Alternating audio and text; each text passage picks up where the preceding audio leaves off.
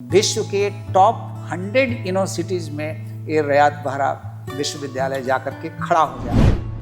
विद्यालय के जितने हमारे लाडले हैं, लाडले मैं बड़ा प्यार से अपने बच्चों को कहता हूँ, हमारे बच्चे जो है गूगल के सीईओ बन जाए, नासा के सबसे बड़े साइंटिस्ट बन जाए, दुनिया के सबसे विख्यात डॉक्टरों में से निकलें। हमारे यहाँ more than 7 council driven programs हैं। तमाम तरह के काउंसिल ड्रिवन प्रोग्राम्स भी हैं, उनको भी मैं बखूबी सब चीज़ पर ध्यान देते हैं। गुणवत्ता इतनी है कि जहाँ पर खुद ब खुद बच्चे यहाँ पर आते हैं। तो हमारे पास 2 चीज़ों का बड़ा ज़बरदस्त अमलगमेशन है, industrial experience and experience from the academia. जैसे आर्टिफिशियल इंटेलिजेंस है, राइट, मशीन लर्निंग है, डीप लर्निंग है, इंटरनेट ऑफ थिंग्स IoT जिसको बोलते हैं, क्लाउड कंप्यूटिंग है, साइबर सिक्योरिटी है। ਤੁਸੀਂ ਮੰਨਦੇ ਸਾਰੀਆਂ ਕੁਆਲਿਟੀਆਂ ਰਿਆਤ ਨੂੰ ਬਾਕੀ ਸਾਰੇ ਯੂਨੀਵਰਸਿਟੀ ਕਾਲਜ ਤੋਂ ਵੱਖਰਾ ਬਣਾਉਂਦੀਆਂ, ਡਿਫਰੈਂਟ ਬਣਾਉਂਦੀਆਂ? मैं वैसा स्किल्ड इंडिविजुअल बनूं कि मेरा सिलेक्शन किसी भी नामी गिरामी कंपनी में हो जाए। ਬੜਾ ਸਟੂਡੈਂਟ ਦੇ ਦਿਮਾਗ ਦੇ ਵਿੱਚ ਰਹਿੰਦਾ ਹੈ ਕਿ ਮੇਰੀ ਪਲੇਸਮੈਂਟ ਹੋਏਗੀ, ਕਿੱਦਾਂ ਹੋਏਗੀ, नौकरी। दूसरी तरफ खुद एंटरप्रेन्योर बनना चाहते हैं। फर्स्ट सेमेस्टर में, सेकंड सेमेस्टर में हमारे कोर्स के अलग अलग लेवल पर हम एंटरप्रेन्योरशिप और स्टार्टअप्स की क्लासेस लेते हैं। ਸਤਿ ਸ਼੍ਰੀ ਅਕਾਲ ਜੀ, ਬਾਬੂਸ਼ਾਹੀ ਦੇਖ ਰਹੇ ਹੋ ਤੁਸੀਂ, ਮੈਂ ਹਾਂ ਪ੍ਰਭ ਸਿੱਧੂ। ਅਕਸਰ ਅਸੀਂ ਯੂਨੀਵਰਸਿਟੀ ਜਾਂ ਕਾਲਜਸ ਦੇ ਵਿੱਚ ਇਸ ਚੀਜ਼ ਉੱਤੇ ਖਾਸ ਧਿਆਨ ਦਿੰਦੇ ਹਾਂ ਕਿ ਕਿਸ ਤਰ੍ਹਾਂ ਦੀ ਸਟੱਡੀ ਹੈ ਤੇ ਨਾਲ ਪਲੇਸਮੈਂਟ ਕਿਸ ਤਰ੍ਹਾਂ ਦੀ ਹੈ, ਅਦਾਰਾ ਕਿਸ ਤਰ੍ਹਾਂ ਵਰਕ ਕਰ ਰਿਹਾ, ਕਿਉਂਕਿ ਫਿਊਚਰ ਹੈ ਜਿਹੜਾ ਉਹ ਬਹੁਤ ਵੱਡਾ ਹੈ। ਇਸ ਚੀਜ਼ ਨੂੰ ਲੈ ਕੇ ਕਿੰਨੇ ਸਟੂਡੈਂਟ ਨੇ, ਕਿੰਨਾ ਕੰਮ ਕਰ ਰਹੇ ਨੇ, ਕਿਸ ਤਰ੍ਹਾਂ ਦੀ ਐਜੂਕੇਸ਼ਨ ਹੈ ਸਾਡੇ ਇੰਡੀਆ ਦੀ, ਸੋ ਇਹ ਸਾਰਾ ਸਿਸਟਮ ਹੈ। ਸੋ ਇਸ ਸਿਸਟਮ ਨੂੰ ਸਮਝਣ ਦੇ ਲਈ ਅਸੀਂ ਇਸ ਫੀਲਡ ਦੇ ਵਿੱਚ ਖਾਸ ਕਰਕੇ ਗੱਲਬਾਤ ਕਰਦੇ ਰਹਿੰਦੇ ਹਾਂ। ਸੋ ਅੱਜ ਅਸੀਂ ਬੈਠੇ ਹਾਂ ਰਿਆਤ ਬਹਰਾ ਯੂਨੀਵਰਸਿਟੀ, ਬਹੁਤ ਵੱਡਾ ਨਾਮ ਹੈ, 10 ਸਾਲ ਤੋਂ ਵੀ ਜ਼ਿਆਦਾ ਹੋ ਚੁੱਕੇ ਨੇ ਜਦੋਂ ਤੋਂ ਇਹ ਐਜੂਕੇਸ਼ਨ ਦੇ ਸਿਸਟਮ ਦੇ ਵਿੱਚ ਆਏ ਨੇ। ਗੱਲਬਾਤ ਕਰਨ ਦੇ ਲਈ ਸਾਡੇ ਨਾਲ ਵਾਈਸ ਚਾਂਸਲਰ ਨੇ ਡਾਕਟਰ ਸੰਜੇ ਜੀ, ਉਹਨਾਂ ਦੇ ਨਾਲ ਗੱਲਬਾਤ ਕਰਾਂਗੇ। ਸਰ ਬਹੁਤ ਬਹੁਤ ਸਵਾਗਤ ਹੈ ਤੁਹਾਡਾ। Thank you, thank you. Doctor Sahib, as a vice chancellor ਤੁਸੀਂ ਰਿਆਤ ਬਹਰਾ ਯੂਨੀਵਰਸਿਟੀ ਨੂੰ ਕਾਫੀ ਟਾਈਮ ਤੋਂ ਸਰਵ ਕਰ ਰਹੇ ਹੋ। ਆਪਣੀ ਯੂਨੀਵਰਸਿਟੀ ਨੂੰ ਕਿੱਥੇ ਦੇਖਦੇ ਹੋ ਆਉਣ ਵਾਲੇ 10 ਸਾਲਾਂ ਦੇ ਵਿੱਚ? ਰਿਆਤ ਬਹਰਾ ਦਾ ਕੀ ਵਿਜ਼ਨ ਹੈ, ਕਿਸ ਤਰ੍ਹਾਂ ਦਾ ਥॉट प्रोसेस है ਤੁਹਾਡਾ? सबसे पहले तो मैं प्रभ आपका और आपकी इंटायर टीम का मैं रयात बहरा विश्वविद्यालय के इस सुंदरतम प्रांगण में दिल की गहराइयों से स्वागत, अभिनंदन तथा वंदन करता हूं। मच आप आए, ये हमारे लिए बड़ी फख्र की बात है। जहाँ तक आपने पूछा कि 10 साल के बाद तक, यानी हैंस 10 ईयर्स, राइट, आप रयात बहरा विश्वविद्यालय को कहाँ देख रहे हैं? रयात बहरा विश्वविद्यालय अपने आप में एक बहुत ही अनोखा अद्वितीय विश्वविद्यालय है, जिसकी सबसे बड़ी बुनियाद है इसके हमारे माननीय चेयरमैन साहब और सरदार गुरविंदर सिंह बाहरा जी के नेतृत्व में रयात बहरा यूनिवर्सिटी मोहाली, शिमला और होशियारपुर, ये तीनों विश्वविद्यालय बखूबी चल रहे हैं सर। जहाँ तक सवाल है इसके भविष्य की, भविष्य जो है सबसे बड़ी चीज़ है कि अच्छे से अच्छे हाथों में जब रहता है तो सारे लोग जो यहाँ पर काम करते हैं और सारे बच्चे हैं बड़े खुशहाल होते हैं।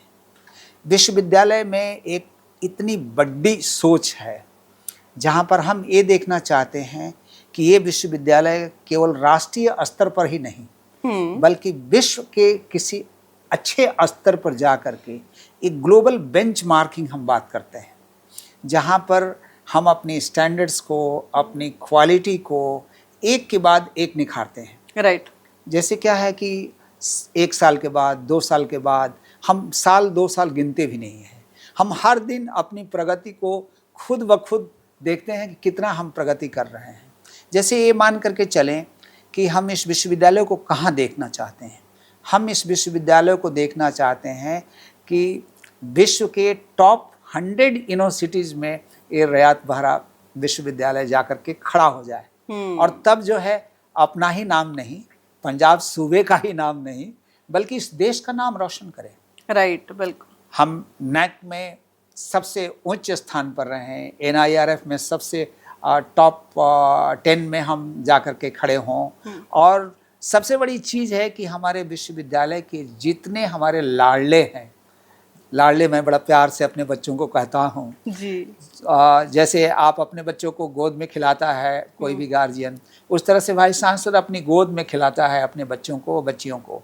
और बड़े प्यार से हम ये देखना चाहते हैं कि रयात बाहरा विश्वविद्यालय से जितने भी बच्चे जो पास आउट हों इसके प्रेस्टिजियस पोर्टल से, तो 10 साल के बाद मुझे ये देखना है कि हमारे बच्चे जो है गूगल के CEO बन जाएं, नासा के सबसे बड़े साइंटिस्ट बन जाएं, दुनिया के सबसे विख्यात डॉक्टरों में से निकलें। हमारे यहाँ चूँकि 300 प्रोग्राम चलते हैं, राइट, इंजीनियरिंग का, मैनेजमेंट का और फैशन का, फाइन आर्ट्स का, एग्रीकल्चर का, एलाइड हेल्थ साइंसेज का, और सारे प्रोग्राम्स जो है एक के बाद एक जो है उनकी USP जो है आप सुनेंगे तो थोड़ा सा आपको दंग भी रहेंगे कि आज भी हम हमारी जो टीचिंग की जो कैरिकुलम है वो हम डेवलप करते हैं दुनिया के चुनिंदे यूनिवर्सिटीज़ के कैरिकुलम को देखते हैं। प्लस हमारी राष्ट्रीय जो बौद्धिकता का लेवल है, जहाँ पर हम ये देखते हैं कि राष्ट्रीय शिक्षा नीति 2020 राइट, नेशनल एजुकेशन पॉलिसी, उसको हम बखूबी से हमने यहाँ पर इम्प्लीमेंट किया है। नेशनल एजुकेशन पॉलिसी हमारे सारे प्रोग्राम्स में है। दूसरा चीज़ क्या है कि हमारे यहाँ more than 7 council driven programs हैं। ओके, काउंसिल ड्रिवन प्रोग्राम जैसे लॉ है, तो लॉ में जो बार काउंसिल ऑफ इंडिया है उसकी जितनी भी कैरिकुलम है बखूबी हम निभाते हैं। जैसे हमारे लेट से BEd के प्रोग्राम्स हैं तो NCT है, national council of teachers training, उसको भी हम करते हैं। जैसे फार्मेसी है तो फार्मेसी काउंसिल ऑफ इंडिया से ड्राइव होता है, डेंटल कॉलेज है तो डेंटल काउंसिल ऑफ इंडिया से है, नर्सिंग कॉलेज है तो नर्सिंग काउंसिल ऑफ इंडिया से है। तो Right. तमाम तरह के काउंसिल ड्रिवन प्रोग्राम्स भी हैं, उनको भी मैं बखूबी सब चीज़ पर ध्यान देते हैं। गुणवत्ता जो है रयात बाहरा की सबसे बड़ी पहचान है।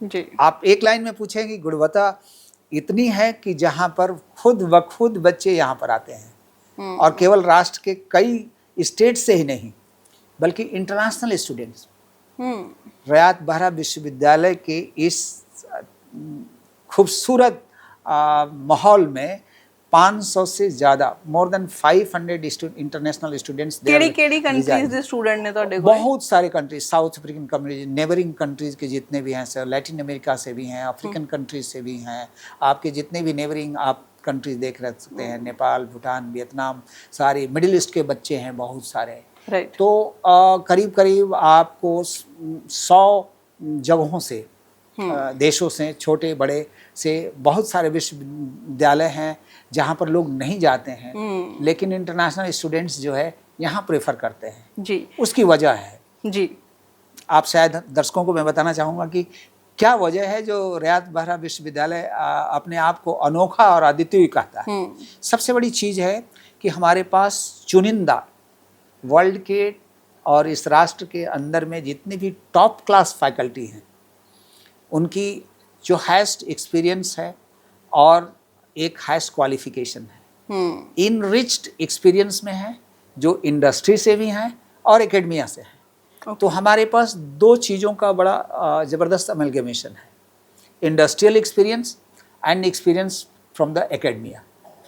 तो दोनों चीज़ जब आ जाती है तो हम केवल सैद्धांतिक शिक्षा नहीं देते हैं। सैद्धांतिक मतलब कि कोई थियोरेटिकल क्लासरूम की सिर्फ टीचिंग नहीं करते हैं, हम उनको व्यवहारिकता सिखाते हैं, यानी प्रैक्टिकल एजुकेशन देते हैं।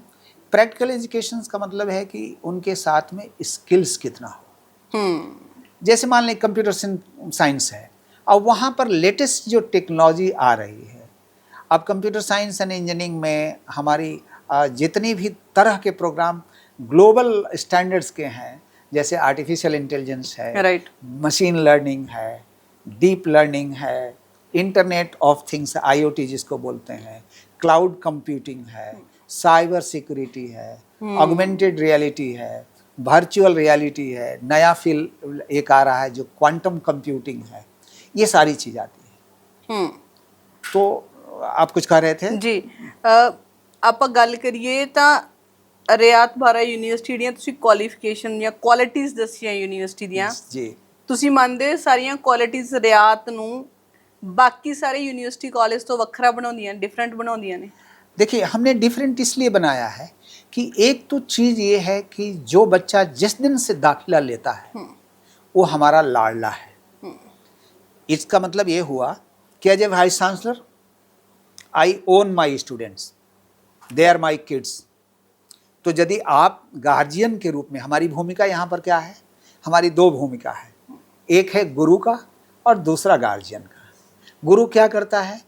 उसको दक्ष बनाता है, हाईली स्किल्ड बनाता है। और दक्षता कैसे आएगी? दक्षता तब आएगी जब उनके ऊपर हम पर्टिकुलर रहेंगे। इसका मतलब है कि इंडिविजुअल अटेंशन हम देते हैं। ਰਾਈਟ। हर बच्चों में ये नहीं कि कॉलेज में दाखिला ले लिया और अपने मन से जो मर्जी है कर रहा, नहीं, हम उनको गाइड करते हैं। तो हमारे हर 10 स्टूडेंट्स पर एक मेंटर है। तो मेंटर मेंटी प्रोग्राम को हम लोग बड़ा अच्छे तरीके से देखते हैं।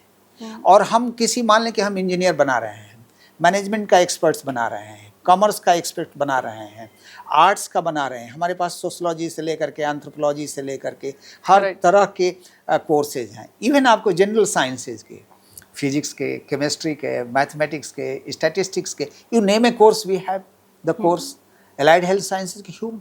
सो एक जो चीज़ है कि एक मेंटर मेंटी प्रोग्राम के साथ में जो बच्चा आता है उनको 10 के ग्रुप में, 5 के ग्रुप में एक मेंटर उनके साथ में रहता है।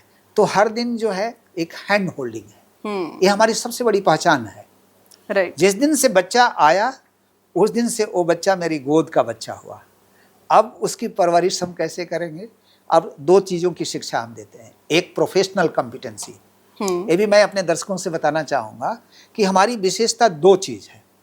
एक है कि हम डेवलप करते हैं right from the day of induction. जिस दिन से बच्चा दाखिला लेता है यानी फर्स्ट सेमेस्टर से ही 2 चीज़ हम डेवलप करते हैं। पहली चीज़ होती है प्रोफेशनल कॉम्पिटेंसी।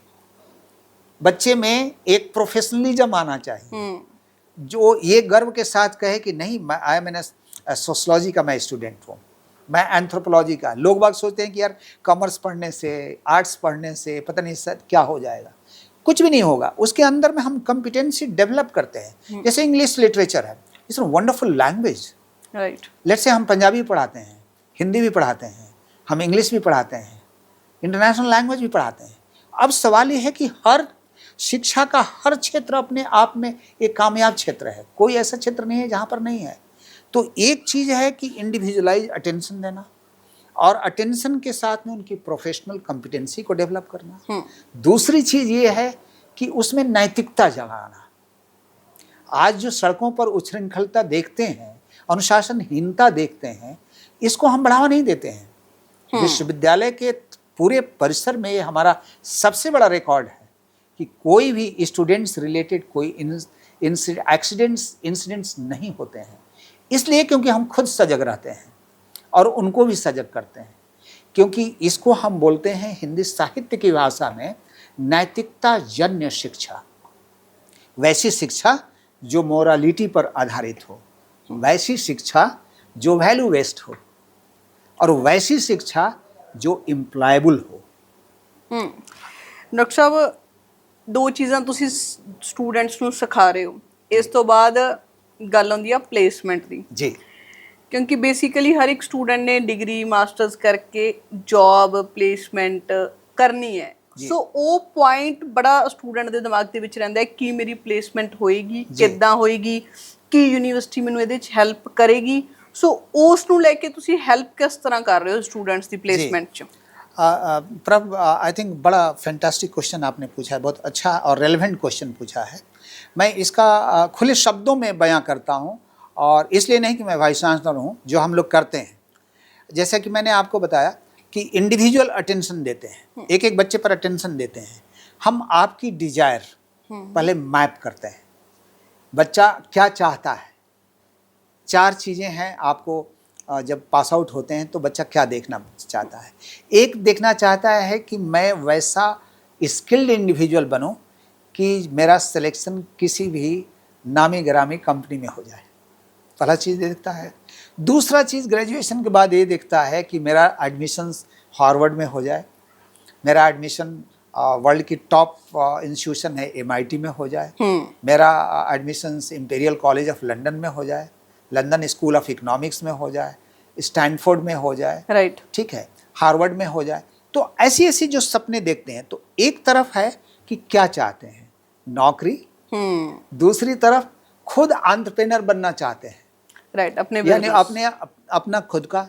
तीसरी चीज़ हम उसको और डिवाइड करते हैं कि आपका अपना बिजनेस है, फैमिली बिजनेस है, इसमें आप ग्रो कराना चाहते हैं, वो हम देखना चाहते हैं। चौथी चीज़ है कि आपको हायर स्टडीज़ में जानी है, ठीक है। अगली बात है कि आप प्राइवेट सेक्टर्स में जाना चाहते हैं या गवर्नमेंट के सेक्टर्स में जाना चाहते हैं। तो अब क्या है कि आपकी इच्छा की मैपिंग हमने इसी विश्वविद्यालय के अंदर में कर दिया। जैसे Prabh is my student, right, I ask you, बेटा what is your aim in your life, आपका उद्देश्य क्या है, नौकरी करना या नौकरी देना? नौकरी करना, किसी की जी हजूरी करना, किसी की नौकरी करना, या दूसरों को नौकरी देना, राइट। तो आप हमें बोलोगे सर मुझे दूसरों को नौकरी देना है, अपने पैरों पर खड़ा करना है। बहुत खूब। तो आपको हम फर्स्ट सेमेस्टर में, सेकंड सेमेस्टर में हमारे कोर्स के अलग अलग लेवल पर हम एंटरप्रेन्योरशिप्स और स्टार्टअप्स की क्लासेस लेते हैं। अब यहाँ से हम क्या करते हैं, आपकी आइडियाज़ को बखूबी हम नर्चर करते हैं। राइट, आपने कहा कि सर मेरे को एक फ्रूट की या फूड इंडस्ट्री चलानी है। अब हम फूड इंडस्ट्री है, आप इंजीनियरिंग कर रहे हो लेकिन आपको फूड इंडस्ट्री चलानी है। अब देखिए, मैं एक छोटा सा मैंने एग्जाम्पल के तौर पर इसको बड़ा रोचक बनाने की कोशिश करता हूँ, जिससे कि हमारे दर्शक भी इसको एंजॉय कर सके। आप इंजीनियर हैं लेकिन आपको बनना है फूड साइंटिस्ट, तो हम क्या करते हैं, उसके जो मेजर कोर्सेज हैं वो इंजीनियरिंग में रहेंगे और उसके सारे माइनर कोर्सेज जितने भी होंगे स्पेशलाइजेशन के, हम फूड एंड डाइटेटिक्स न्यूट्रिशंस का करेंगे। तो हम मेजर के साथ माइनर्स की बकेट्स बनाते हैं कि आप इंजीनियरिंग की तो डिग्री हम देंगे ही, जो आपको मेजर कोर कोर्स पढ़ाएंगे ही, लेकिन उसके साथ में आपको ऐसा इक्विप करेंगे कि जो आपकी डिजायर को अब उस food and dietetics and nutrition को इंजीनियरिंग के रूप में रखेंगे कि फूड इंजीनियरिंग में आपको कैसा हो सकता है। मान लें अब हम और भी चीज़ें स्पेशलाइजेशन करते हैं कि फूड की प्रोसेसिंग करनी है। अब फूड प्रोसेसिंग यदि आपको करना है, फ्रूट्स का, उसके पल्प कैसे एक्सट्रैक्शन होते हैं, दुनिया में कौन कौन सी टेक्नोलॉजी आई है जहाँ पर आप कर सकते हैं, सो दैट आप कंप्लीट ऑटोमाइजेशन करिए, उसमें सारी आर्टिफिशियल इंटेलिजेंस लगाइए, सारी मशीन लर्निंग, डीप लर्निंग की एल्गोरिथम डेवलप करिए अपने कंप्यूटर साइंस के ज्ञान से। तो आपकी अपनी प्रोफेशनल कॉम्पिटेंसी को आप अपने स्टार्टअप्स में, आप अपने एज एन एंटरप्रेन्योरशिप में उसको कैसे बखूबी ले जाएंगे। जैसे आप देखिए, पंजाब माना जाता है कि लुधियाना जो है एक अपैरेल इंडस्ट्री के लिए एक बहुत बड़ा नाम है। Right, hub. अब आप देखिए कि अपैरेल इंडस्ट्री को किसी का मान लें कि हो सकता है घर का बिजनेस हो, बच्चा कार चाह रहा है कि नहीं सर हमें नहीं। अब हम क्या सिखाते हैं, मैनेजमेंट पढ़ता है, मैनेजमेंट के हम कोर्स देते हैं कि एक्सपोर्ट बिजनेस कैसे करना है, उसको स्पेशलाइज पेपर देंगे, उसमें 3 क्रेडिट हर सेमेस्टर में उसको पढ़ाएंगे कि भाई देखो एक्सपोर्ट्स करने के तौर तरीके ये होते हैं, प्लस अपने पैरों पर खड़ा होने के लिए क्या करना है। जैसे कभी कभी होता है कि बच्चों के पास पैसे ही नहीं है, राइट, बिल्कुल पैसे नहीं है, तो हम ये देखते हैं कि कैसे आप बूट स्ट्रैपिंग कैसे कर सकते हैं, ये फंडिंग एजेंसीज क्या है, एंजल इन्वेस्टर्स क्या है, वेंचर कैपिटलिस्ट क्या है, क्राउड फंडिंग क्या है। अब वहाँ से हम ये सारी चीज़ों को बताते हैं। फिर हम बताते हैं कि गवर्नमेंट की स्कीम्स क्या है, MSME की बहुत सारी, माइक्रो स्मॉल मीडियम इंटरप्राइजेज की। फिर हम हैंड होल्डिंग करते हैं। और रियात बाहरा विश्वविद्यालय के इस खूबसूरत प्रांगण में हमारे पास इंक्यूबेटर सेंटर है। इंक्यूबेटर का मतलब ये हुआ कि जैसे आपको हॉस्पिटल में कोई हमारी माँ, कोई बहन, कोई बेबी का माने जन्म देता है, तो अब उसको हम एक पालने में देते हैं, इंक्यूबेटर में डालते हैं। Right, right. यहाँ पर भी यदि किसी बच्चे के अंदर में एक होनहार आइडिया आया, एक बहुत ही फैंटास्टिक आइडिया आया, या कोई भी आइडिया आया, उसको हम इंक्यूबेट करते हैं। आपकी आइडियाज़ को हम उसको शेप अप करते हैं और धीरे धीरे ग्रो कराते हैं उसको कि अच्छा इस आइडिया को, एक छोटा सा आपने आइडिया दिया और इसके बाद हम उसको ग्रो करा करके एक ऐसे लेवल पर ले आते हैं जो एक स्टार्टअप का रूप बन जाए। राइट डॉक्टर साहब, कोई स्टार्टअप शुरू ਕੀਤਾ, ਕੋਈ ਬਿਜ਼ਨਸ ਕੁਝ ਵੀ ਸ਼ੁਰੂ ਕੀਤਾ ਸਟੂਡੈਂਟਸ ਦਾ, ਫਸਟ 1-2 ਇਅਰਸ ਦੇ ਵਿੱਚ ਉਹ ਬਹੁਤ ਸਕਸੈਸ ਰਿਹਾ जी ਬਟ ਆਫਟਰ ਸਮ ਟਾਈਮ ਕਈ ਵਾਰੀ ਇਹ ਹੁੰਦਾ ਹੈ ਕਿ ਉਹ ਨਹੀਂ ਸਕਸੈਸ ਰਹਿੰਦਾ, ਫਲॉप ਵੀ ਹੋ ਜਾਂਦਾ ਹੈ ਉਸ ਤੋਂ ਬਾਅਦ, ਜਾਂ ਫਿਰ ਉਹਨੂੰ ਲੱਗਦਾ ਹੈ ਕਿ ਨਹੀਂ ਮੈਨੂੰ ਕੁਝ ਹੋਰ ਕਰਨਾ ਚਾਹੀਦਾ ਹੈ। ਫਿਰ ਉਸ ਸਿਚੁਏਸ਼ਨ ਦੇ ਵਿੱਚ ਕੀ आफ्टर दैट भी रियात बाहरा उन्हें स्टूडेंट्स का हाथ होल्ड करके रखता है, हैंड होल्डिंग? बिल्कुल। अब देखिए मैं बताता हूँ इसके लिए हम लोग क्या करते हैं। हम लोग क्या सिखाते हैं, प्रोडक्ट लाइफ साइकिल सिखाते हैं कि एक है कि आप शुरुआती के दिनों में जैसे प्रोडक्ट आपने बनाया, हो सकता है कि आपको एडहक बेसिस पर कोई डिसीजन नहीं लेना है, किसी के हियर से आपको डिसीजन नहीं लेना है।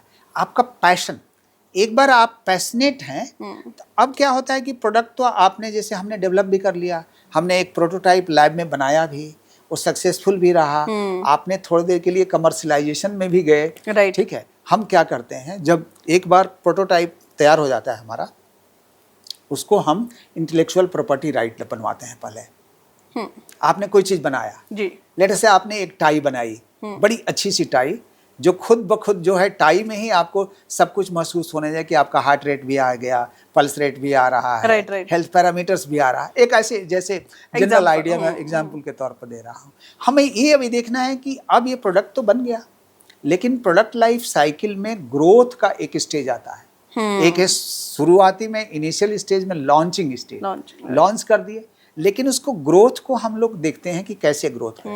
ग्रोथ देने के लिए हम लोग सिखाते हैं कि लॉन्च के पहले ही आपको टेस्ट मार्केट करना है कि ये कौन सी जगह पर चलेगा। आप मान लें किसी एक प्रोडक्ट बना दीजिए कि बहुत महंगा प्रोडक्ट बना दीजिए, अब 10,000 की एक टाई बना दीजिए, अब 10,000 की टाई के लिए खरीदार भी तो उस तरह का मार्केट होना चाहिए। तो अब हम टेस्ट मार्केट करते हैं कि पंजाब के छोटे छोटे गाँवों में ये चीज चलेगी क्या।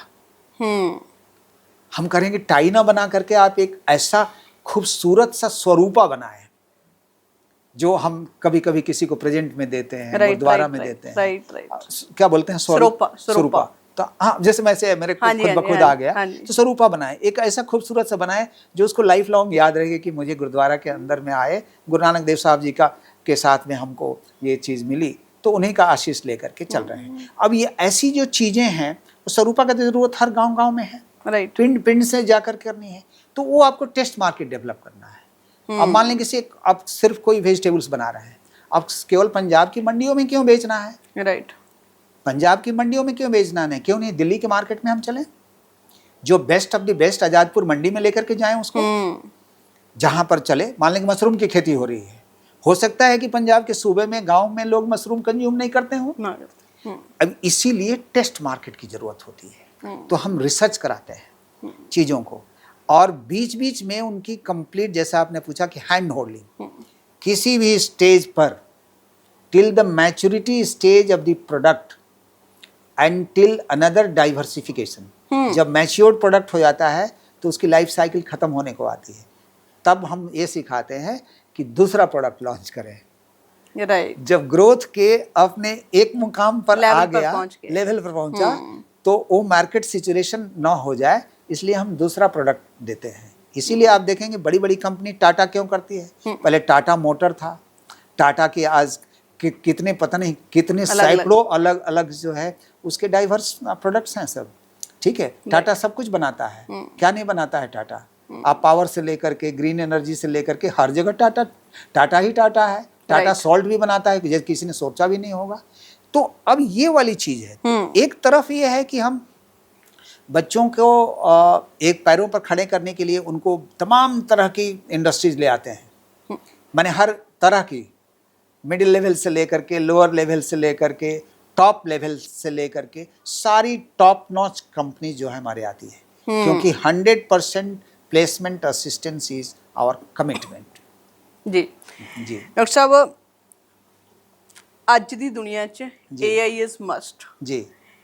ਅਸੀਂ ਬਹੁਤ ਸਾਰਾ ਕੰਮ ਸਾਡਾ AI ਬੇਸਡ ਹੋ ਗਿਆ, ਚਾਹੇ ਉਹ ਕਿਸੇ ਵੀ ਫੀਲਡ 'ਚ ਹੋਵੇ ਜੀ।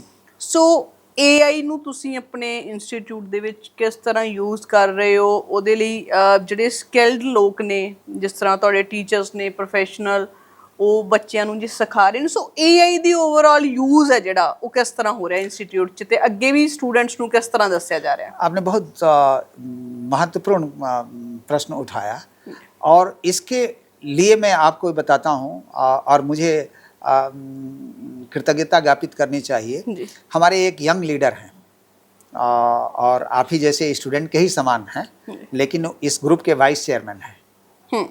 सरदार गुरविंदर सिंह बाहरा जी के सुपुत्र जी, श्री गुरविंदर सिंह जी बाहरा, वो विदेश से पढ़ करके बीटेक आए हैं। तो उनसे हमारी एक दिन मीटिंग हुई इस सेमेस्टर के पहले ही, करीब about year back. He says कि सर मैनू और आपने तुसी मिल करके हमें इस पूरे यूनिवर्सिटी को AI एनेबल्ड बनाना है। अब हम लोगों ने देखिए कि से AI के विकसित होने के पहले ही ये कंसीव किया कि हमारे सारे कैरिकुलम जो है AI एनेबल्ड होना चाहिए। अच्छा, तो एक साल पहले की बात है? एक साल पहले की बात है। तो हमने एक साल पहले जो है बोर्ड ऑफ स्टडीज में ये फैसला लिया, हम और Gurinder Singh ji Bahra ji. He is a young boy actually, और लेकिन he is a very intellectual individual, बड़ा दूरदर्शी हैं वो, विजनरी लीडर हैं, यंग विजनरी शार्प लीडर। तो अब हम साथ में बैठते हैं, तो मेरा अनुभव, मैं पिछले 11 साल से वाइस चांसलरशिप कर रहा हूँ। राइट। अमिटी यूनिवर्सिटी का भी वाइस चांसलर था, सिम्बायोसिस यूनिवर्सिटी का वाइस चांसलर था, और हमारे सबसे बड़े जो मुखिया हैं, जो चेयरमैन साहब हैं, जो चांसलर साहब हैं, बहुत ही बेहतरीन व्यक्तित्व है उनका जी। हर आइडियाज को इतना प्रोपगेट करते हैं और प्रोत्साहित करते हैं। उन्होंने कहा कि तुलसी जी दोनों आदमी लगाओ, इम्प्लीमेंट कर दो AI को। अब आपको प्रभ मैं आपसे बड़ा हैप्पीली शेयर करना चाहता हूँ कि हमारे सब प्रोग्राम्स में, इंक्लूडिंग एलाइड हेल्थ साइंसेज में, हमारे 50 प्रोग्राम चलते हैं। 50 प्रोग्राम मतलब आप OTT आप जानते होंगे, फिजियोथेरेपी है, रेडियो इमेजिंग है, मेडिकल लैब टेक्नोलॉजी है, ऑप्टोमेट्री है, सारे प्रोग्राम चलते हैं सब। किसी ने बोला कि ये इसमें AI क्या करेंगे? हमने क्या किया है कि 300 प्रोग्राम के लिए एक लिस्ट भी हमारे पास अभी टेबल पर ही बनी हुई है, रखा हुआ हमने। उसमें हमने सारे AI लिटरेसी का पहला हमने प्रोग्राम किया। इसके 3-4 स्टेप्स में हमने इसको किए। कैसे किया वो भी आप पूछना पसंद करेंगे। और मैं अपने बच्चों को भी बताना चाहूँगा कि हमारे प्रोग्राम्स में भी, बोर्ड ऑफ स्टडीज़ में, हमने अभी क्या किया है कि सारे प्रोग्राम्स के अंदर में 2-2, 3-3 मॉड्यूल हमने AI के डाल दिए हैं। जो क्या पढ़ाते हैं हम? AI literacy. AI होता क्या है, AI की एडवांटेजेस क्या है, उसके डिसएडवांटेजेस क्या है, ठीक है। तो AI यदि आपको एक साइड में एफिशिएंट बनाता है, लेकिन जॉबलेस नहीं बनाता है। आज जॉबलेस वो हैं जिनको AI समझ में नहीं आता। और जॉबलेस वो हैं जो AI को असिस्टेंट के रूप में नहीं, उसको मालिक के रूप में देखते हैं। AI आपका जॉब नहीं ले सकता है। Artificial intelligence is a human created one, ये सॉफ्टवेयर। आर्टिफिशियल इंटेलिजेंस आपको लेटर लिख करके दे देता है तो आपकी दक्षता नहीं छीनता है, आपको रिफाइन करता है, फास्ट करता है। जो पॉइंट्स आप मिस कर जाते हैं उसको रिमाइंड कराता है AI। लेकिन आप जब कलम से लिखेंगे तो AI नहीं लिखेगा, AI सिर्फ आपको मार्गदर्शन देता है। तो हमने क्या किया, पहला स्टेप में सारी फैकल्टी को पहले हमने डेवलप किया, वो उसको हम लोग बोलते हैं फैकल्टी डेवलपमेंट प्रोग्राम। तो सारी फैकल्टी के AI लिटरेसी के प्रोग्राम्स हमने लॉन्च किए जी। तो AI लिटरेसी पहला हो गया। अब दूसरा, लिटरेसी देने के बाद फिर क्या करना है भाई? आप तो हो गया कि भाई AI अच्छा काम करता है, लेकिन आपके पास हथियार तो होने चाहिए ना। आपने कारपेंटरी तो पढ़ ली, लेकिन कारपेंटर के टूल्स भी तो होने चाहिए ना। आप कैसे आप रंदा देंगे या कैसे चीज को किसी को काटेंगे? आपके पास 100 तो होना चाहिए ना। तो अब ये वाली चीज को तो पहला चीज सिखाएं हम आपको, आर्टिफिशियल इंटेलिजेंस क्या है, इसका महत्व क्या है, क्या करता है, इसको अप्लाई करते हैं। अब AI को इंटीग्रेशन, AI पहला है literacy, then AI integration with AI tools. अब AI टूल्स तो तब ना होगा जब हम आइडेंटिफाई करें। राइट। आप जैसे लॉ पढ़ाते हैं तो लॉ में आपको चैट जीपीटी सब जगह नहीं काम करेगा। राइट। उसके लिए जैसे आपको मनुस्मृति है, तो मनुस्मृति में चैट जीपीटी उतना दक्ष नहीं है, उसके लिए स्पेशलाइज एआई टूल्स के एप्लीकेशंस हैं। ठीक है, अब उस एप्लीकेशंस को, सारे टूल्स को हमने इकट्ठे किए हैं, सारे का A to Z जितने भी प्रोग्राम्स हैं इसमें क्या टूल्स हैं। फार्मेसी में जैसे कई ब्रांचेज हैं, Right. जैसे फार्मास्यूटिक्स है, फार्माकोलॉजी है, फार्माकोग्निसिस है, लॉ में भी बहुत सारे ब्रांचेज हैं। right. हाँ, सिविल लॉज है, क्रिमिनल लॉज है, जूरिस्प्रूडेंस है, ठीक है, इंटेलेक्चुअल प्रॉपर्टी राइट है, बिजनेस लॉ है, इंटरनेशनल लॉ है, इंटेलेक्चुअल प्रॉपर्टी राइट्स लॉ है, तो 1000 तरह की लॉज हैं। तो अब यहाँ पर हम लोग ये देखते हैं कि हर जगह पर एक ही टूल काम नहीं करेगा। जैसे कारपेंटर का छोटा सा एग्जांपल दे रहा हूँ, कारपेंटर हर वक्त एक ही टूल से नहीं काम करेगा। Right. उसको देखेगा कि जहाँ पर छोटी सी सॉ की जरूरत है वहाँ बड़ा नहीं लगाएगा, लेकिन जहाँ मोटा आपको पेड़ काटना है वहाँ पर मशीन लगाएगा, बड़ी मशीन। इस तरह से हम मैनेजमेंट के प्रोग्राम्स में, फैशन के प्रोग्राम में, हमारे पास इम्ब्रोलॉजी की बहुत एक बेहतरीन एडवांस लैब्स भी है, उसकी भी कोर्स चलता है। हाँ, जो IVVF बोलते हैं, जिनको संतान नहीं होती है, उसकी पूरी जो है हम लोग यहाँ पर ही भ्रूण तैयार करते हैं। तो इन सारी चीज़ों के लिए हम अलग अलग टूल्स को पहचानें, उनको इंटीग्रेट करें। और एक सबसे अहम बात है, इस देश के लिए भी चुनौती है और वैश्विक स्तर पर भी चुनौती है कि AI का एथिकल प्रयोग। राइट। क्योंकि आजकल जो लोग एक्सप्लॉइट करते हैं AI से और गलत यूज करते हैं, उस गलत यूज से प्रिवेंशन कैसे किया जा सकता है। तो हम बात कर रहे थे कि AI एक तरफ है कि AI की लिटरेसी दिए, फिर AI का इंटीग्रेशन कराए। किससे इंटीग्रेशन कराए? AI के टूल्स के, अलग-अलग टूल्स। ठीक है, हमने कारपेंटर तो बना दिया, लेकिन कारपेंटर के हाथ में हमने अभी टूल्स पकड़ा है। अब टूल्स देने के बाद हम उनका सही प्रयोग कहाँ कहाँ करें और कैसे करें, वो भी हमने सिखाया। दूसरा चीज है कि मान लेंगे इसे गलत प्रयोग, जिसको हम बोलते हैं कि इसे ethically it should be applied, unethical नहीं। जैसे मान लेंगे इसे आपने कोई ऐसा शार्प टूल्स दिया और उसको ये नहीं तरकीब सिखाई, हाथ में लग गया, ये नहीं होना चाहिए। इसी तरह से आर्टिफिशियल इंटेलिजेंस के जो टूल्स हैं उसका गलत प्रयोग ना किया जाए, उसका एथिकल प्रयोग किया जाए। तो अनएथिकल प्रैक्टिसेस इसमें क्या क्या चीज हो सकती है, वो सिखा रहे हैं, वो हम यहाँ पर बच्चों को बता रहे हैं कि बेटे इसको यहाँ पर प्रयोग में नहीं ले आना है। जैसे ये क्या, अब एक एग्जाम्पल के तौर पर देखते हैं, जैसे बच्चा एग्जाम्स दे रहा है, उसको हम ये नहीं कहते हैं कि इसे आप अपनी असाइनमेंट जो है आर्टिफिशियल इंटेलिजेंस से ले करके और वो सारे का सारा उसमें डाल दीजिए, तो आप ओरिजिनलिटी तो लूज कर जाएंगे ना। क्योंकि अच्छा, दूसरा चीज़ क्या होता है कि हमारे पास AI डिटेक्शन टूल्स हैं, पता चल जाता है कि ये AI जनरेटेड है कि नहीं है। तो हमारे पास उस तरह के सॉफ्टवेयर की व्यवस्था हम कर रहे हैं कि हमारे पास वो पता चल जाए, ठीक है, और तो इसका अनएथिकल प्रयोग ना किया जाए। दूसरी चीज है कि AI को आप 100% ट्रूथफुल सर्वेंट नहीं मान सकते हैं। AI खुद बीच में अपना डिस्क्लेमर देता है, राइट, कि जितने भी हम डाटा जो फेच कर रहे हैं, इस डाटा को जो है आप इस तरह से ना ले जाएं कि मैंने 100% ये है, please verify from the right kind of sources, authentic sources. तो इसलिए AI रिस्पॉन्सिबल स्टूडेंट हम तैयार करते हैं जी, राइट। AI रिस्पॉन्सिबल स्टूडेंट्स ये होते हैं जो AI के तमाम तरह के टूल्स का जो माइनस पार्ट्स हैं उसको ना करें, अनएथिकल प्रयोग ना करें जी। डॉक्टर साहब, ਤੁਹਾਡਾ ਜਿਹੜਾ ਬੈਕਗ੍ਰਾਉਂਡ ਹੈ, ਤੁਸੀਂ ਬਹੁਤ ਸਾਰੇ ਯੂਨੀਵਰਸਿਟੀ ਦੇ ਵਾਈਸ ਚਾਂਸਲਰ ਰਹੇ ਹੋ ਜੀ, ਪਰ ਤੁਹਾਡਾ ਜਿਹੜਾ ਬੈਕਗ੍ਰਾਉਂਡ ਹੈ ਉਹ 에ਅਰ ਕਮਾਂਡੋ ਦਾ ਹੈ, ਇਫ ਆਮ ਨਾਟ ਰੋਂਗ ਜੀ। ਤਾਂ ਹੁਣ ਇਹਦੇ ਵਿੱਚ ਇਹ ਕਿ ਬਹੁਤ ਸਟ੍ਰਿਕਟਨੈਸ ਹੈ, ਨੋ ਡਾਊਟ, ਉਸ ਫੀਲਡ ਦੇ ਵਿੱਚ। ਤਾਂ ਹੁਣ ਕੀ ਡਾਕਟਰ ਸੰਜੇ ਉਨੇ ਹੀ ਸਟ੍ਰਿਕਟ ਪ੍ਰੋਫੈਸਰ, ਉਨੇ ही स्ट्रिक्ट वाइस चांसलर भी ने जिन्हें उत्थे स्ट्रिक्टनेस ਹੁੰਦੀ ਹੈ उस फील्ड च? जी, देखिए क्या है कि एक मिलिट्री कमांड करना एक अलग बात है, बट विश्वविद्यालय में हूबहू मिलिट्री कमांडरशिप नहीं चलती है। राइट।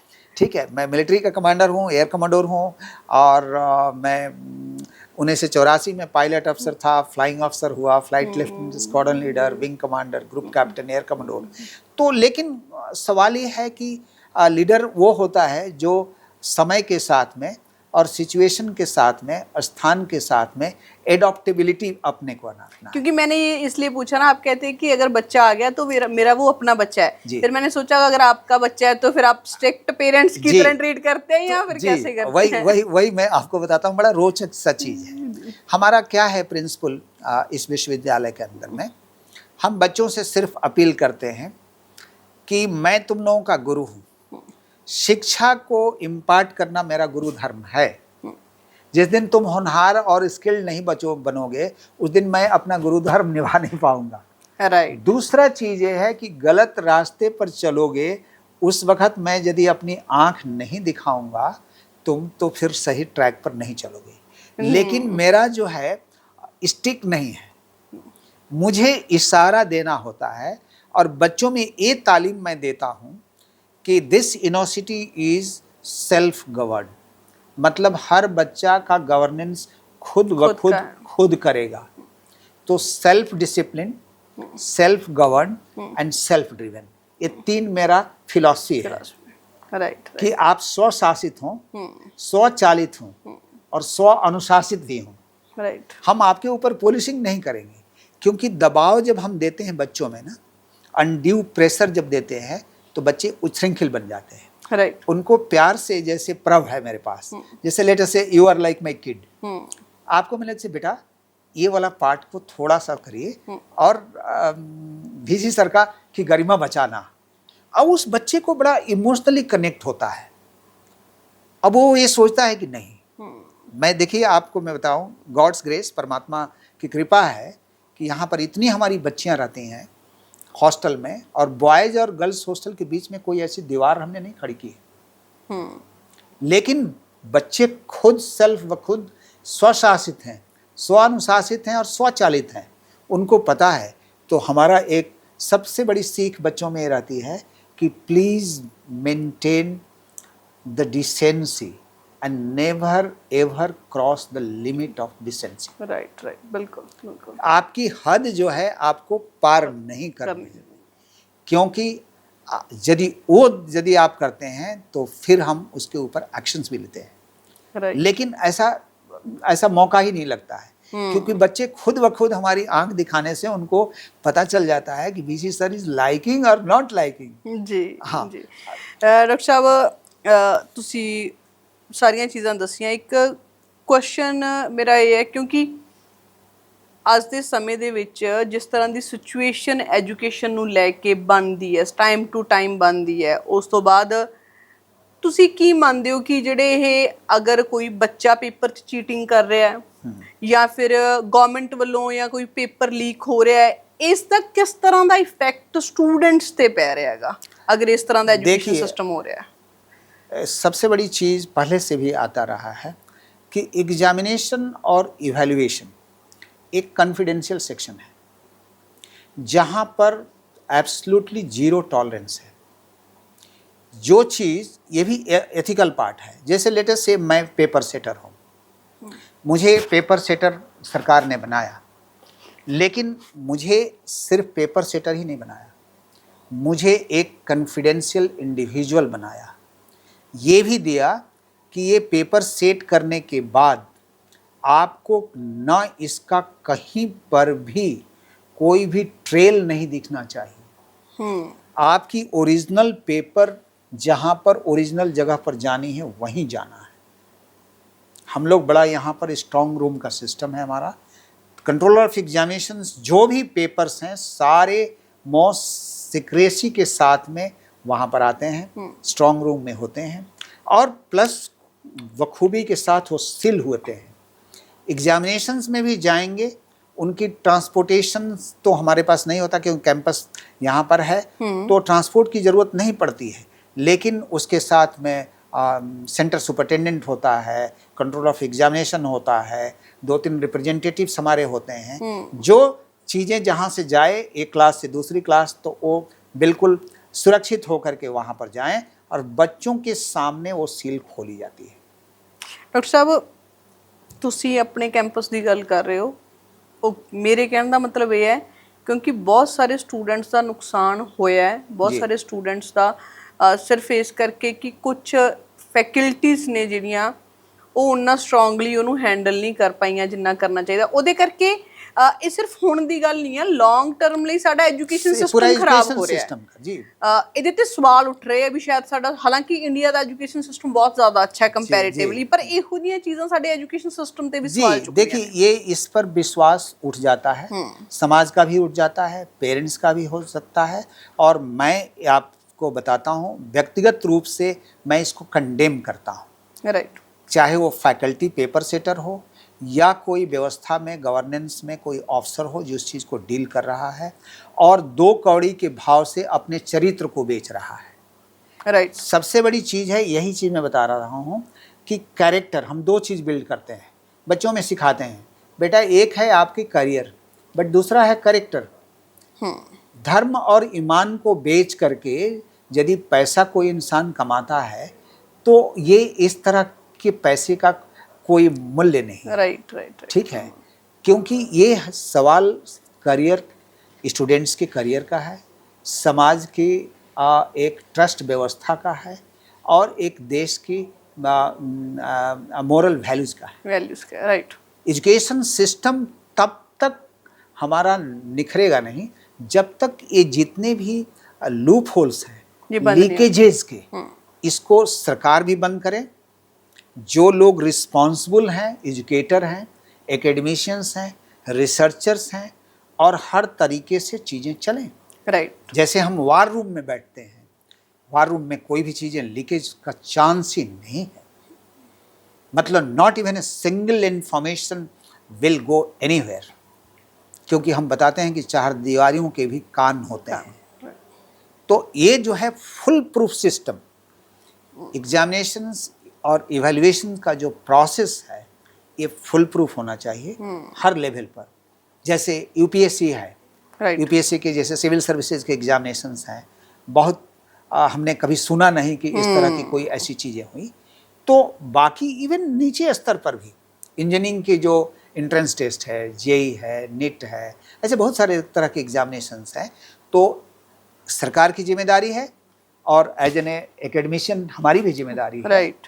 कि सिस्टम में पारदर्शिता और एक ईमानदारी, honesty, integrity and transparency, and most importantly मैं अपने दर्शकों से भी कहूँगा, अकाउंटेबिलिटी। एकेडमिशियन वो एकेडमिशियन कभी नहीं हो सकता है जो अकाउंटेबल नहीं है। राइट। हम एक देश के नागरिक हैं, हमारा ये धर्म है कि हम अपनी गोपनीयता को, जो हमारी जिम्मेदारी दी गई है, उसको हम मेंटेन करें। ऐसा नहीं है, कुछ एक लोग होंगे, बहुत 0.001% होंगे जो इस तरह की चीज़ों में इन्वॉल्व होंगे, लेकिन मेरा मानना है कि हम एक ट्रस्ट व्यवस्था में यदि सभी को अकाउंटेबल बनाया जाए तो चीज़ें बड़ी पारदर्शी होंगी और बच्चों के उनके करियर से खिलवाड़ करने का हक किसी को नहीं, किसी का नहीं, बिल्कुल किसी को नहीं जी। है, क्योंकि उनकी सोच में एक बड़ी निगेटिविटी आ जाती है, समय का उसमें काफ़ी व्यय होता है, प्लस मनी भी इन्वॉल्व है। राइट। तो टाइम, मनी, एफर्ट्स, ये 3 चीज़ हम गिनते हैं बच्चों में। बच्चों का गार्जियन उसका पैसा देता है, Right. बच्चा टाइम देता है, मनी देता है, एफर्ट्स Efforts देता है। देता ये तीनों चीज़ को संरक्षित करना भी एज एन एकेडमिशियन मेरा धर्म है। राइट। चाहे मैं रयात बारह में हूँ या नेशनल स्तर पर किसी का पेपर कहीं- सेटर कहीं हूँ भी। या इवेल्युएटर हूँ। मान लें कि मैं इवेल्युएटर हूँ, सिविल सर्विसेज का मैं इवेल्युएटर हूँ, लेकिन मेरा धर्म ये नहीं कहता है कि इवेल्युएशन के दौरान जो है हम कुछ इस तरह की चीज़ें करें जहाँ अनैतिक हो। राइट। नहीं? राइट। बिल्कुल। सो नैतिक मूल्यों को सुरक्षित और संरक्षित करने की सबसे बड़ी जिम्मेदारी हम सब पर है। ਬਿਲਕੁਲ ਡਾਕਟਰ ਸਾਹਿਬ, ਬਹੁਤ-ਬਹੁਤ ਧੰਨਵਾਦ, ਥੈਂਕ ਯੂ ਵੈਰੀ ਮੱਚ, ਤੁਸੀਂ ਟਾਈਮ ਦਿੱਤਾ ਤੇ ਆਪਾਂ ਗੱਲਬਾਤ ਕੀਤੀ। Thank you. Thank you very much, and I wish my all students and their respected parents all the best and a very promising future ahead. मैं सिर्फ एक ही चीज़ एज ए कुलपति रयात बहरा विश्वविद्यालय का आपसे निवेदन करना चाहूँगा कि यदि आप अपने लाडलों को हमारे हाथ में देंगे तो रियात बाहरा विश्वविद्यालय एक गुरु और गार्जियन की भूमिका में है और आपके बच्चों को हम एक हुनर युक्त यानी स्किल बेस्ड एजुकेशन भी देंगे, आपको आप सही अर्थ में हम करियर भी देंगे।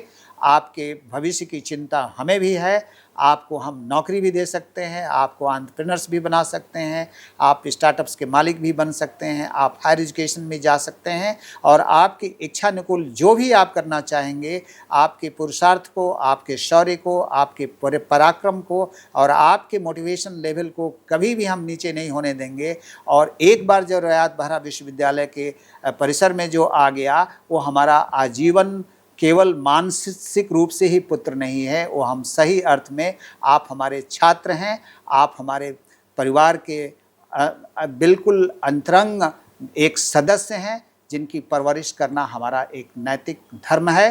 तो आइए, आपका भी स्वागत है, आपके गार्जियंस का भी स्वागत है, आपके मित्रों का भी स्वागत है और बहुत बहुत धन्यवाद प्रभु आपके चैनल का भी, और जिस बखूबी के साथ में आपने हमसे इंटरेक्शन किया और आप इस विश्वविद्यालय में आए, आपका बहुत बहुत स्वागत। और तमाम दर्शकों को मेरा अभिवादन, नमस्कार और ढेर सारी जो छोटे हैं उनको हमारी ढेर सारी blessings. Thank you and a great Jai Hind to each one of you. See to this that the nation becomes a developed nation by 2047। Thank you very much sir. ਇਹ ਸਨ doctor Sanjay, vice chancellor of Rayat Bahra university, ਜਿਨ੍ਹਾਂ ਨੇ clear ਦੱਸਿਆ ਕਿ university ਕਿਸ ਤਰ੍ਹਾਂ ਕੰਮ ਕਰਦੀ ਹੈ, ਉਹਨਾਂ ਦਾ ਐਜੂਕੇਸ਼ਨ ਸਿਸਟਮ ਕਿਸ ਤਰ੍ਹਾਂ ਦਾ ਹੈ, ਕਿਸ ਤਰ੍ਹਾਂ AI ਤੇ ਬੇਸਡ ਹਰ ਇੱਕ ਤਕਨੀਕ ਨੂੰ ਯੂਜ਼ ਕਰਕੇ ਉਹ ਕੰਮ ਕਰ ਰਹੇ ਨੇ। ਸੋ ਆਉਣ ਵਾਲੇ ਸਮੇਂ ਦੇ ਵਿੱਚ ਹੋਰ ਇਸੇ ਤਰ੍ਹਾਂ ਦੇ ਗੱਲਬਾਤ ਇਨਫੋਰਮੇਸ਼ਨ ਵੀਡੀਓ ਤੁਹਾਡੇ ਲਈ ਲੈ ਕੇ ਆਉਂਦੇ ਰਵਾਂਗੇ। ਸੋ ਤੁਸੀਂ ਵੀ ਜੁੜੇ ਰਹੋ ਬਾਬੂਸ਼ਾਹੀ ਦੇ ਨਾਲ। ਉਮੀਦ ਕਰਦੇ ਹਾਂ ਗੱਲਬਾਤ ਪਸੰਦ ਆਈ ਹੋਏਗੀ। ਬਹੁਤ ਬਹੁਤ ਧੰਨਵਾਦ। ਮੇਰੇ ਨਾਲ ਮੇਰੇ ਸਾਥੀ ਕੈਮਰਾਮੈਨ ਆਕਾਸ਼, ਚੰਡੀਗੜ੍ਹ ਤੋਂ।